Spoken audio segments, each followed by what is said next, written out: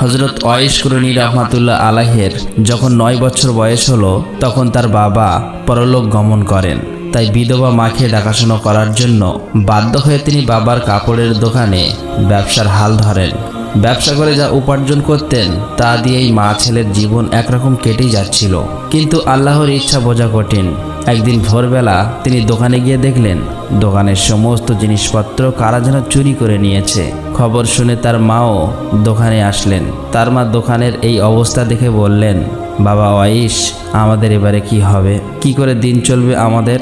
তখন বালক ওয়াইস তার মাকে সান্ত্বনা দিয়ে বললেন, আম্মাজান, আল্লাহ তাআলা যা করেন ভালোর জন্যই করেন।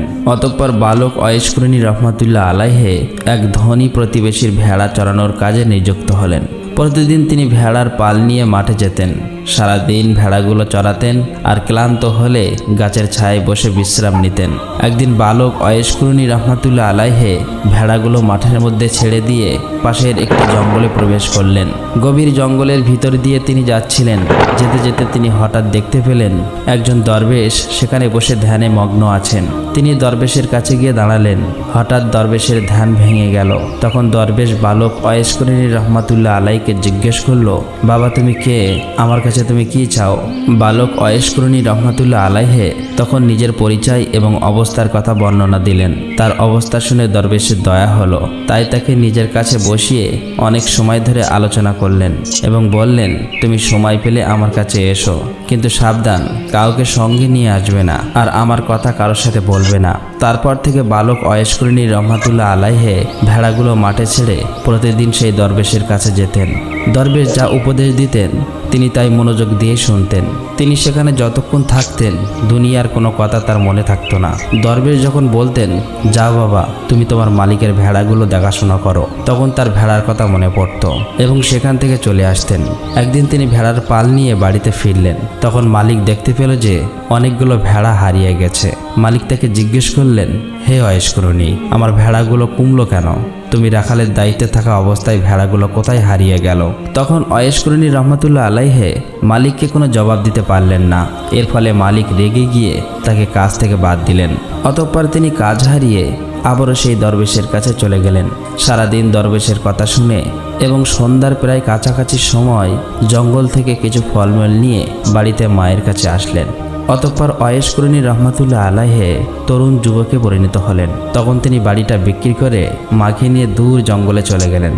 সেখানে একটা ছোট্ট ঘর বানিয়ে মা ছেলে নির্জনে সেখানে বসবাস করতে লাগলেন। বাড়ি বিক্রি করার টাকা দিয়ে তিনি একটি দুধের উট কিনলেন। ফলে উটের দুধ আর জঙ্গলের ফলমূল খেয়ে তাদের দুজনার জীবন কোনো রকম কেটে যেতে লাগলো। তারপর থেকে তিনি আর কখনোই লোকালয়ে বের হতেন না। সেখানে তিনি ইবাদত বান্দিগিতে মগ্ন থাকতেন আর অন্ধ মায়ের খেদমত করতেন। তিনি যদিও রসুলের যুগের মুসলিম ছিলেন, কিন্তু অন্ধ মাকে রেখে কখনোই রসুলের সঙ্গে দেখা করতে পারেননি। এদিকে একদিন সাহাবীদের সাথে কথা বলার সময় নবী করিম সাল্লাল্লাহু আলাইহি ওয়াসাল্লাম বললেন, আমার উম্মতের মধ্যে এমন একজন লোক আছেন যার সুপারিশে আল্লাহ তাআলা বনি মুজার এবং বনি মরিয়াদের যত বকরি রয়েছে এবং এই বকরিগুলোর গায়ে যতগুলো পশম রয়েছে ততগুলো গুনাহার বান্দাকে মাফ করে জান্নাতে প্রবেশ করবেন। তখন সাহাবারা জিজ্ঞেস করলেন, হে আল্লাহর রাসূল, কে সেই ভাগ্যবান উম্মত? উত্তরে রাসূল সাল্লাল্লাহু আলাইহি ওয়াসাল্লাম বললেন, তার নাম হচ্ছে ওয়াইস কুরনি। তখন সাহাবারা আবারও জিজ্ঞেস করলেন, হে রাসূলুল্লাহ, আমরা তো কখনোই কোনোদিন এই নামের কোনো উম্মতকে আপনার কাছে আসতে দেখিনি, আপনি কি তাকে চেনেন? তখন নবী করিম সাল্লাল্লাহু আলাইহি ওয়াসাল্লাম বললেন, আমি তাকে অবশ্যই চিনি, কিন্তু আজ পর্যন্ত তার সাথে আমার সরাসরি সাক্ষাৎ হয়নি। এসব শুনে সাহাবারা আশ্চর্য হয়ে গেলেন। এরপরে সাহাবারা তার পরিচয় জানার জন্য এবং তাকে খুঁজে বের করার জন্য অস্থির হয়ে গেলেন। কিন্তু নবী করিম সাল্লাল্লাহু আলাইহি ওয়াসাল্লাম যতদিন জীবিত ছিলেন ততদিন তার কেউ পরিচয় জানতে পারেননি এবং তার সাথে দেখাও করতে পারেননি। একদিন কয়েকজন সওদাগর খাবার জিনিসপত্র বোঝাই করা নৌকা নিয়ে সাগর পাড়ি দিয়ে মিশর থেকে মদিনায় যাচ্ছিল। ওই নৌকায় ছেঁড়া কাপড় পরা একজন পাগলও ছিল। যাত্রীদের মধ্যে কেউ তাকে চিনত না। অতঃপর নৌকা যখন সাগরের মাঝখানে গেল তখন আকাশ মেঘাচ্ছন্ন হয়ে গেল। দেখতে দেখতে প্রচন্ড ঝড় বৃষ্টি শুরু হয়ে গেল। ফলে প্রচন্ড ঝড়ের কারণে নৌকা ডুবে যাবার মতো অবস্থা হয়ে যায়। নৌকার যাত্রীরা সবাই আতঙ্কিত হয়ে আল্লাহ তাআলাকে ডাকতে লাগলো। এমন সময় হঠাৎ করেই সেই পাগলটা পানিতে নেমে গেল। সমস্ত যাত্রীরা অবাক হয়ে গেল, কারণ পাগলটা দিব্যি পানির উপর দাঁড়িয়েছিল। তারপর পাগলটা পানির উপর নামাজ পড়া শুরু করে দিল। নামাজ শেষ করে সে যাত্রীদের দিকে তাকালো। এই দৃশ্য দেখে যাত্রীরা বুঝে গেল নিশ্চয়ই তিনি আল্লাহ তাআলার বুজুর্গ মানুষ। সবাই তখন চিৎকার করে বলল, হুজুর আমাদের জন্য আপনি দোয়া করুন। তখন তিনি বললেন, তোমরা তোমাদের মাল এবং দুনিয়ার মায়া ছেড়ে দিয়ে বিসমিল্লাহ বলে নৌকা থেকে নেমে আমার কাছে চলে এসো। তখন যাত্রীরা বলল, হুজুর আমরা এই পানির উপর দিয়ে কিভাবে যাব? তখন তিনি রেগে গিয়ে বললেন, তোমরা আর দেরি না করে তাড়াতাড়ি নৌকা থেকে নেমে এসো। তখন যাত্রীরা মনে মনে ভাবলো যে এমনিতেই তো আমাদের মরতে হবে, পানিতে নামলেও মরতে হবে, না নামলেও মরতে হবে, তার চেয়ে তার কথা শুনে দেখি কি হয়। এই ভেবে তারা সবাই নৌকা থেকে পানিতে নেমে পড়ল। কিন্তু আশ্চর্যের বিষয়, তাদের মনে হচ্ছিল তারা যেন মাটিতে দাঁড়িয়ে আছে, কেউ তলিয়ে যাচ্ছিল না। ফলে তারা হেঁটে হেঁটে পানির উপর দিয়ে তার কাছে গিয়ে দাঁড়ালো। সঙ্গে সঙ্গে সেই নৌকাটি মালামাল সহ পানির মধ্যে তলিয়ে গেল। তখন বুজুর্গ সবাইকে উদ্দেশ্য করে বললেন, তোমরা সবাই টাকা পয়সা এবং মালামালের আশা ছেড়ে দিয়েছো বলে জীবনে বেঁচে গেলে। যদি লোভ সামলাতে না পেরে নৌকায় থাকতে তাহলে তোমরা সবাই তলিয়ে যেতে। অতঃপর তারা সবাই পানির উপর দিয়ে হেঁটে হেঁটে সমুদ্রের এক কিনারায় গিয়ে উঠলেন। তখন যাত্রীরা সবাই সেই বুজুর্গকে বললেন, হুজুর দয়া করে যদি আপনার পরিচয় দিতেন তাহলে আমরা খুশি হতাম। তিনি বললেন, আমার নাম অয়েশ কুরনি, ইয়ামিন প্রদেশের কুরুন নামক গ্রামের বাসিন্দা আমি। তখন যাত্রীরা বলল, হুজুর মদিনায় দুর্ভিক্ষ দেখা দিয়েছে।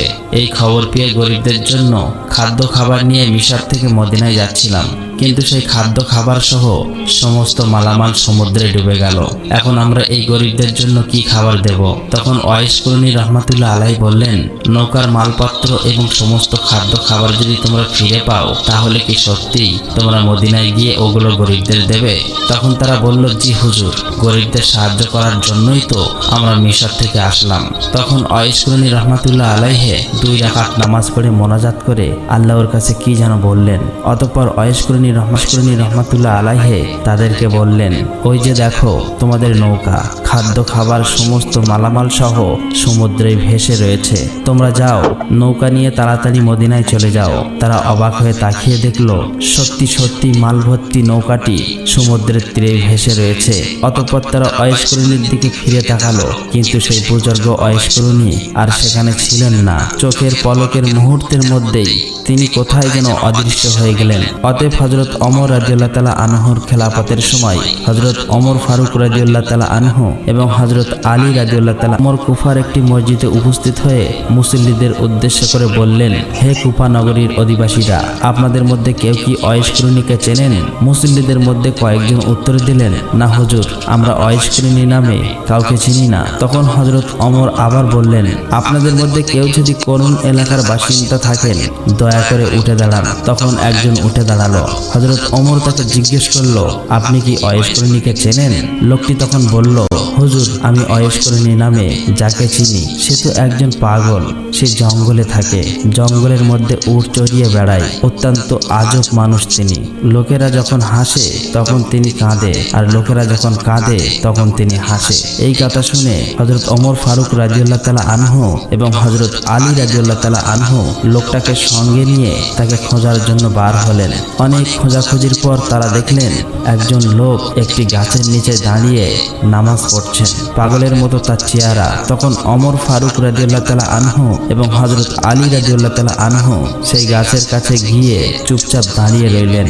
অতঃপর হযরত ওয়াইস কুরনি রহমাতুল্লাহ আলাইহি নামাজ শেষ করে তাদের দিকে ফিরে তাকালেন। তখন হযরত ওমর রাদিয়াল্লাহু তাআলা আনহু প্রথমে তাকে সালাম দিলেন, তিনিও তাদের সালামের জবাব দিলেন।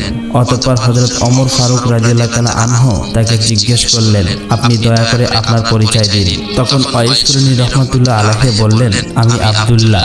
তখন হযরত ওমর রাদিয়াল্লাহু তাআলা আনহু বললেন, আমরা সবাই তো আব্দুল্লাহ অর্থাৎ আল্লাহর বান্দা, আমি আপনার বাবা মায়ের দেওয়ার নামটি জানতে চাই। তখন তিনি বললেন, আমার বাবা মা আমার নাম রেখেছিল ওয়াইস, কিন্তু লোকেরা আমাকে ওয়াইস কুরনি বলে ডাকে। তখন হযরত ওমর ফারুক রাদিয়াল্লাহু তাআলা আনহু বললেন, হুজুর, আপনি দয়া করে আপনার ডান হাত হাতটি দেখাবেন কি?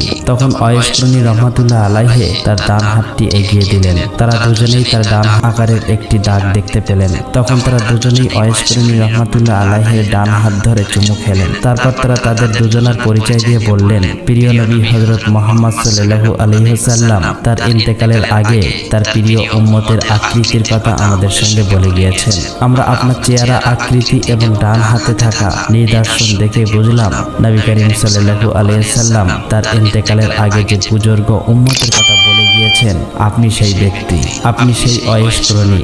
হে প্রিয় হযরত মুহাম্মদ সাল্লাল্লাহু আলাইহি ওয়াসাল্লাম স্বয়ং আপনাকে সালাম জানিয়েছেন এবং তার দেহের পবিত্র জুব্বা মোবারক আপনাকে দেওয়ার জন্য আদেশ করেছেন আর বলে গেছেন আপনি যেন তার উম্মতের জন্য দোয়া করেন। তখন ওয়াইস করনী রহমাতুল্লাহ আলাইহি বললেন, দোয়া করার জন্য আপনারাই সবচেয়ে উপযুক্ত ব্যক্তি, কারণ আপনারা আল্লাহ তাআলা এবং স্বয়ং এবং রাসূলের প্রিয় পাত্র। তখন হযরত ওমর রাদিয়াল্লাহু তাআলা আনহু বললেন, আমরা তো নবী করিম সাল্লাল্লাহু আলাইহি ওয়াসাল্লামের উম্মতের জন্য দোয়া করেই থাকি, তবুও আপনি নবী করিম সাল্লাল্লাহু আলাইহি ওয়াসাল্লামের অনুরোধ রক্ষা করুন। তখন ওয়াইস করনী বললেন, হে খলিফা ওমর, আপনি হয়তো ভুল করছেন। রাসূল সাল্লাল্লাহু আলাইহি ওয়াসাল্লাম হয়তো অন্য কোনো ওয়াইস করণীর কথা বলছেন, কারণ রাসূলের সাথে আমার কোনোদিন সাক্ষাৎ হয়নি, এমনকি তার পবিত্র দেহের জুম্বা মোবারক মর্যাদা রক্ষা করার আমার কোনো যোগ্যতাই নেই। তখন হযরত ওমর রাদিয়াল্লাহু তাআলা আনহু বললেন, না হুজুর, আমি একটুও ভুল করিনি। যে নিদর্শনের কথা বলে গিয়েছেন তার প্রত্যেকটি আপনার মধ্যে আমি দেখতে পেয়েছি। সুতরাং আমার মনে এই কথা বলতে বিন্দুমাত্র সন্দেহ নেই যে আপনাকে রাসূল সাল্লাল্লাহু আলাইহি ওয়াসাল্লাম তার পবিত্র দেহের জুম্মা দান করে বলে গিয়েছে। তখন ওয়াইস করনী রহমাতুল্লাহ আলাইহি বললেন, বেশ, তাহলে রাসূল সাল্লাল্লাহু আলাইহি ওয়াসাল্লামের দেহের পবিত্র জুম্মা মোবারক আমাকে দিন, আমি সেই জুম্মা পরিধান করে সমস্ত উম্মতের জন্য দোয়া করি। তখন হযরত ওমর ফারুক রাদিয়াল্লাহু তাআলা আনহু ওয়াইস করণীর হাতে পবিত্র জুম্মা মোবারক তুলে দিলেন। তিনি জুব্বাটি নিয়ে সামান্য একটু দূরে গেলেন, অতঃপর সিজদায় গিয়ে কান্না করে আল্লাহর দরবারে দোয়া করতে লাগলেন, হে করুণাময় আল্লাহ, হে দয়াময় প্রভু, আমার প্রিয় রাসূল মুহাম্মদ সাল্লাল্লাহু আলাইহি ওয়াসাল্লাম তার দেহের পবিত্র জুম্মা আমাকে দান করে গিয়েছেন।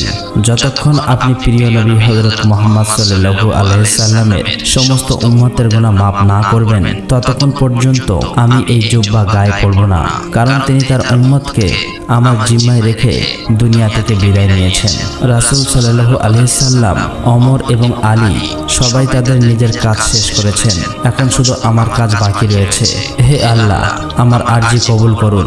তখন অদৃশ্য থেকে আওয়াজ আসলো, হে ওয়াইস করনী, তুমি সিজদা থেকে তোমার মাথা উঠাও, তোমার প্রার্থনা কবুল করার জন্য কিছু উম্মতের গুনাহ মাফ করে দিলাম। তখন হযরত ওয়াইস করনী রহমাতুল্লাহ আলাইহি বলল, হে আল্লাহ, আমি তোমার কাছে হযরত মুহাম্মদ সাল্লাল্লাহু আলাইহি ওয়াসাল্লামের সকল উম্মতের গুনাহ মাফ করে দেওয়ার জন্য আরজি জানিয়েছি, সামান্য কিছু উম্মতের গুনাহ মাফ করার জন্য বলিনি। অতঃপর আবারও এক অদৃশ্য আওয়াজ এলো, হে ওয়াইস করনী, তোমার দোয়া অনুযায়ী আমি আমার হাবিবের উম্মতের 4 ভাগের 1 ভাগের গুনাহ মাফ করে দিলাম। হযরত ওয়াইস করনী রহমাতুল্লাহ আলাইহি এতেও রাজি হলেন না। তিনি সিজদা থেকে মাথা না উঠিয়ে আবারও দোয়া করলেন, হে রব্বুল আলামিন, রাসূলের সমস্ত উম্মতের গুনাহ মাফ না করলে আমি রাসূলের পবিত্র জুম্মা মোবারক কিছুতেই গায়ে পরব না এবং সিজদা থেকে মাথা উঠাবো না। ফলে আবারও অদৃশ্য থেকে আওয়াজ এলো, ওয়াইস করনী, তুমি সিজদা থেকে মাথা উঠাও, আমার হাবিব মুহাম্মদ সাল্লাল্লাহু আলাইহি ওয়াসাল্লামের পবিত্র দেহের জুম্মা মোবারক পরিধান করো। আমি শুধু তোমার দোয়া করার জন্য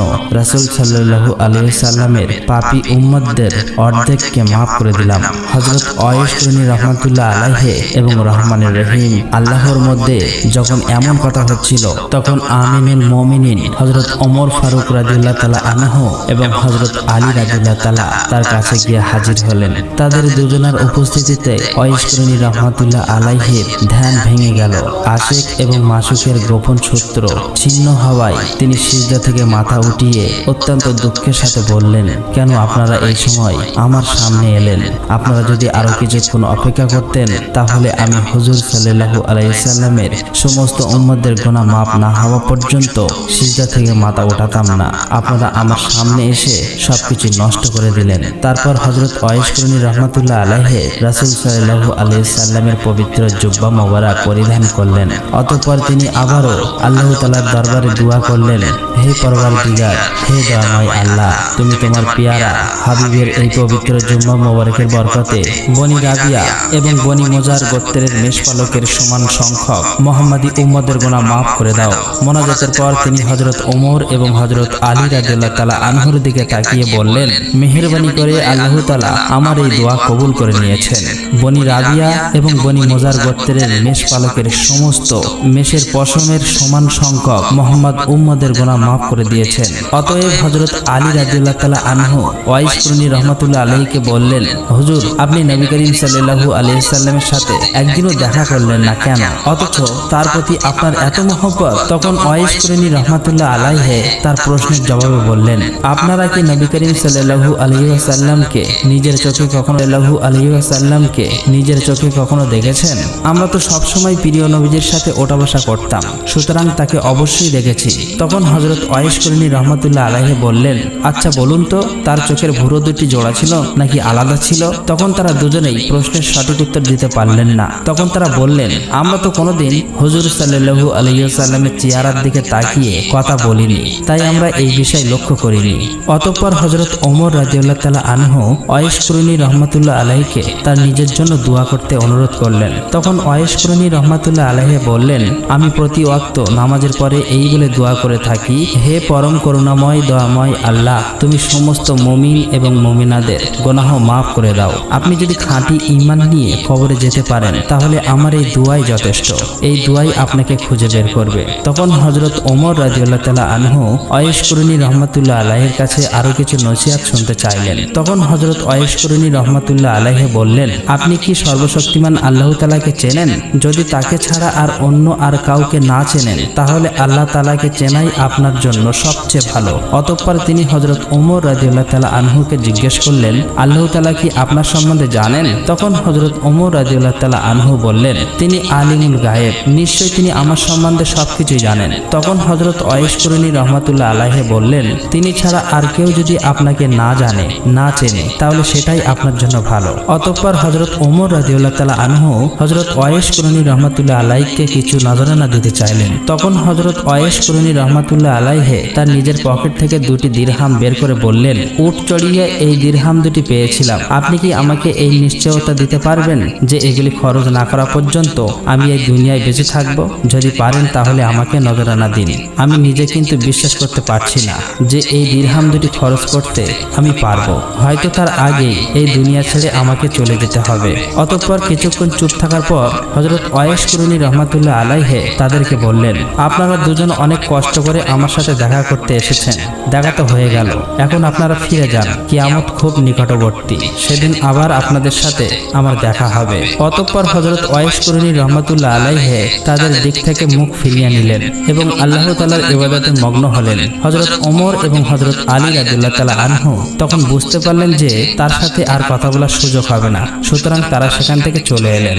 অতঃপর দীর্ঘদিন অতিবাহিত হবার পর হযরত ওয়াইস করনী রহমাতুল্লাহ আলাইহি নবী করিম সাল্লাল্লাহু আলাইহি সাল্লামের পবিত্র রওজা মোবারক জিয়ারতের জন্য মদিনা শরীফ আসলেন। মদিনায় সাহাবাগণ তখন ওয়াইস করনী রহমাতুল্লাহ আলাইহিকে জিজ্ঞেস করলেন, আপনি প্রিয় নবী মুহাম্মদ সাল্লাল্লাহু আলাইহি সাল্লামের পবিত্র রওজা মোবারক জিয়ারত করার জন্য এসেছেন, কিন্তু তিনি বেঁচে থাকতে তো একবারও আপনি দেখা করার জন্য আসেননি, এর কারণ কি? তাদের জবাবে হযরত ওয়াইস করনী রহমাতুল্লাহ আলাইহি বললেন, আমার বিরিদ্ধা অচল অন্ধ মাকে ছেড়ে ইচ্ছা থাকা সত্ত্বেও আমি আসতে পারিনি। তখন সাহাবারা বলল, আমাদের সবার তো পিতামাতা ছিলেন, কিন্তু আমরা তো আমাদের পিতামাতার চেয়ে নবী করিম সাল্লাল্লাহু আলাইহি সাল্লামকে মন প্রাণ দিয়ে বেশি ভালোবাসতাম। তখন ওয়াইস করনী রহমাতুল্লাহ আলাইহি বললেন, আপনারা তো সবসময় রাসূল সাল্লাল্লাহু আলাইহি সাল্লামের দরবারে ছিলেন, তাকে কাছ থেকে প্রতিদিন দেখেছেন, তাকে মন প্রাণ দিয়ে ভালোবাসতেন, আচ্ছা বলুন তো দেখি রাসূলের চেহারা মোবারক কেমন ছিল? তখন সাহাবাগণ রাসূল সাল্লাল্লাহু আলাইহি ওয়াসাল্লামের চেহারা মোবারকের কিছু কিছু বর্ণনা দিতে শুরু করলেন। এটা শুনে হযরত ওয়াইস করনী রহমাতুল্লাহ আলাইহি বললেন, আপনারা তো এতক্ষণ যা বললেন এটা তো শুধু বাইরের এক টুকরোর কথা, কিন্তু তার বাতিনি আকৃতির কথা তো আপনারা কিছুই বলেননি। সাহাবাগণ তখন কোনো জবাব দিতে না পেরে বললেন, হুজুর তাহলে আপনিই বলুন। তখন ওয়াইস করনী রহমাতুল্লাহ আলাইহি রাসূল সাল্লাল্লাহু আলাইহি ওয়াসাল্লামের আকৃতির এমন বর্ণনা দিলেন যে সাহাবাগণকেও তার কোনো কথার অস্বীকার করার সুযোগ পেলেন না। তার বর্ণনা শুনে সাহাবাগণ নতুন করে নবীজিকে দেখতে পেলেন। তখন তারা সবাই কেঁদে ফেললেন। অতঃপর তিনি পবিত্র রওজা মোবারক জিয়ারত করতে গেলেন। রাসূল সাল্লাল্লাহু আলাইহি সাল্লামের মহব্বতে হযরত ওয়াইস কুরনি রাহমাতুল্লাহ আলাইহি কাঁপতে কাঁপতে পবিত্র রওজা মোবারকের পাশেই বেহুশ হয়ে পড়লেন। কিছুক্ষণ পর হুঁশ ফিরলে জিয়ারত শেষ করে পাশের লোকজনকে বললেন, দয়া করে আপনারা আমাকে ধরুন এবং মদিনার সীমানার বাইরে রেখে আসুন। এই জায়গার মাটিতে আল্লাহর রাসূল সাল্লাল্লাহু আলাইহি সাল্লামের পবিত্র দেহ মোবারক শুয়ে আছে। সেখানে পা রেখে আমি দাঁড়াতে পারছি না। বিয়াদবের ভয়ে আমার সারা শরীর